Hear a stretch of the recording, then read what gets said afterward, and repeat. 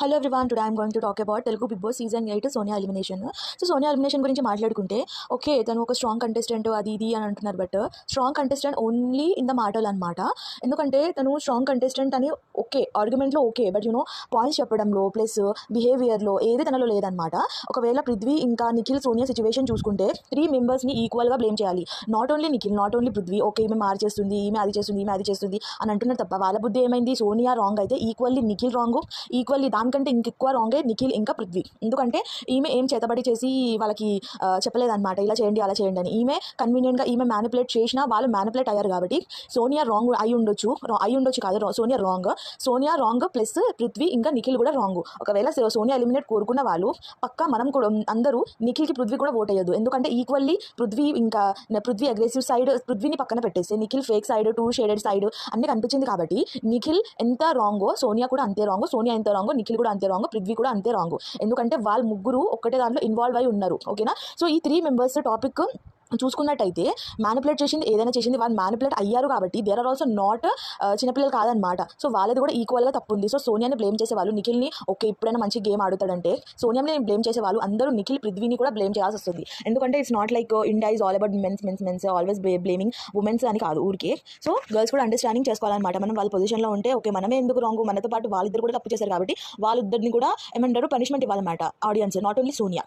So let's talk about the elimination అనమాట. Okay, అది పక్కన పెట్టేస్తే వాళ్ళ ఫ్రెండ్షిప్ అవన్నీ పక్కన పెట్టేస్తే మెయిన్లీ ఆడియన్స్కి ఎస్పెషల్లీ నాకు ఏం నచ్చలేదంటే తన ఆరోగెన్స్, attitude, never accepting her mistakes అనమాట. ఇప్పుడు సపోజ్ ఫర్ ఎగ్జాంపుల్ ఒక్కొక్క కంటెస్టెంట్ని తీసుకుందాం. ఫస్ట్ ఎలిమినేట్ అయిన బేబక్కనే తీసుకుందాం అనమాట. తను చిన్న దానికి ఒక కుక్కర్ గురించి తనని నామినేట్ చేసి రచ్చ చేసి నన్ను అట్లా కళ్ళలో కలిపెట్టి చూడకు, నాకు భయం అవుతుంది, నాకు అన్కంఫర్టబుల్ ఫీల్ అవుతుంది అని తనని పర్సనల్గా అటాక్ చేసింది కాబట్టి బేబక్క ఆబ్వియస్లీ తనకి నచ్చలేదు కాబట్టి తనని హర్ట్ అయింది కాబట్టి తనకి సోనియా అంటే ఇష్టం లేదు. సెకండ్ చూసుకున్నట్టయితే శేఖర్ భాష, వాళ్ళు ఆరెంజెస్తో ఆడుకున్నారు కాబట్టి జస్ట్ వాళ్ళ ఫన్ మూమెంట్ని తను డిస్టర్బ్ చేసింది కాబట్టి శేఖర్ భాషకి కూడా ఇష్టం లేదనమాట.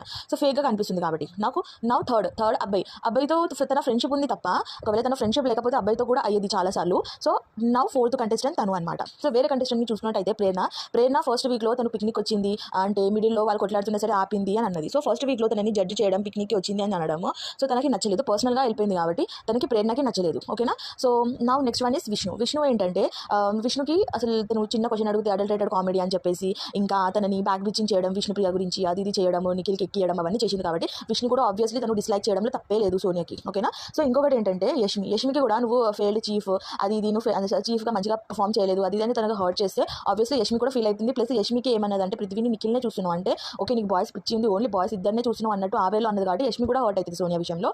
దట్ ఈస్ నాట్ రాంగ్ అనమాట.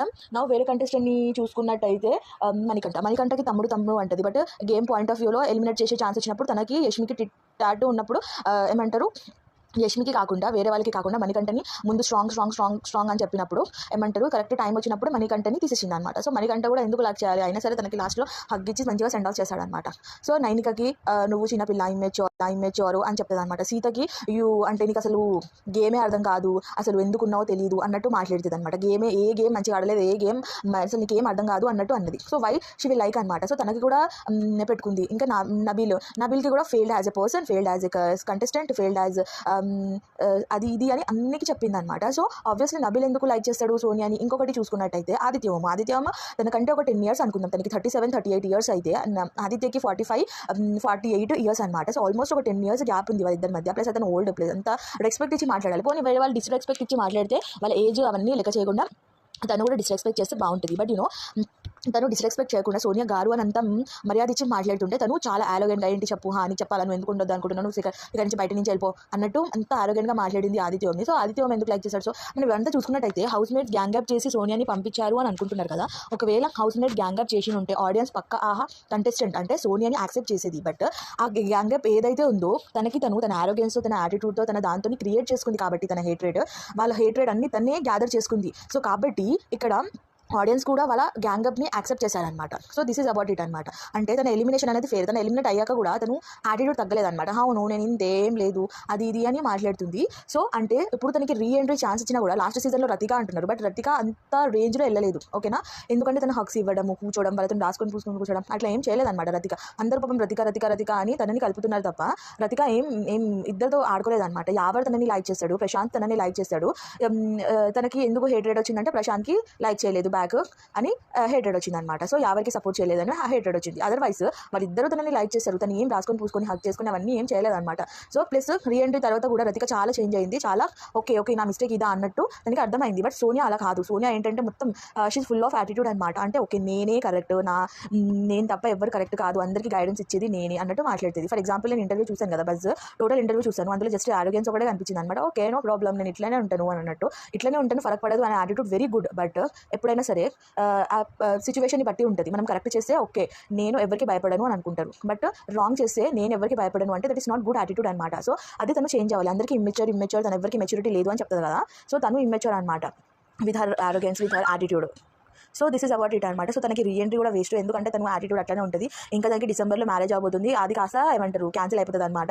ఎందుకంటే బయట వాళ్ళు ఇది అది అని చెప్తుంటే ఇంకా వాళ్ళ ఫ్యామిలీకి ఇంకా ప్రెజర్ అయిపోయి, అబ్బాయి సైడ్ ఫ్యామిలీకి ఇంకా ప్రెజర్ అయిపోయి ఏమంటారు ఇంకా క్యాన్సిల్ అవుతూ ఉంటుంది అనమాట. సో తనకి రీఎంట్రీ కూడా వేస్ట్, ఎందుకంటే సేమ్ థింగ్ కంటిన్యూ చేయబోతుంది. So this is about it. So I feel that Sonia elimination is perfectly ఏమంటారు ఫేర్ ఎలిమినేషన్ అనమాట. సో నాకు కూడా ఐ ఫీల్ బ్యాడ్, ఎందుకంటే కొంచెం ఖాళీ అనిపిస్తుంది. అంటే ఇన్ని రోజులు తను వెళ్ళిపోవాలి అనిపించింది, బట్ వెళ్ళిపోగానే కొంచెం ఖాళీ అనిపించింది. బట్ స్టిల్ ఇఫ్ ఈ కలెక్ట్ తన మెమోరీ, తన ఇంట్లో ఉన్నంత వరకు ఎప్పుడు వెళ్ళిపోతుంది అని తన ఆరోగ్యన్స్ మాటలు వింటుంటే ఇయర్స్కి చాలా ఇరిటేషన్, పెయిన్ వచ్చేదన్నమాట. సో కాబట్టి తన ఎలిమినేషన్ అనేది పర్ఫెక్ట్లీ ఫేర్. ఇంకా తను మళ్ళీ రీఎంట్రీ ఇచ్చినా సరే తను వేస్ట్, ఎందుకంటే మళ్ళీ నిఖిల్, పృథ్వీ మళ్ళీ వేరే యాంగిల్ హక్ చేసుకోవడం, కిస్ చేసుకోవడం ఇంకా ఎక్కువ అయిపోతుంది కాబట్టి, ఒక రేంజ్లో వెళ్ళిపోతుంది కాబట్టి. సో తనకి ఎందుకంటే మారే వాళ్ళు ఉంటే ఇవన్నీ జరిగేది కాదు. బట్ తను మారే అమ్మాయి కాదు, ఓకే నేను ఇంతే అన్నట్టు ఉంటుంది కాబట్టి రాంగ్ యాటిట్యూడ్తోని. So she don't deserve to get reentry chance అనమాట. సో దిస్ తనకే బెటర్, తన ఫ్యూచర్కే better. So this is about it.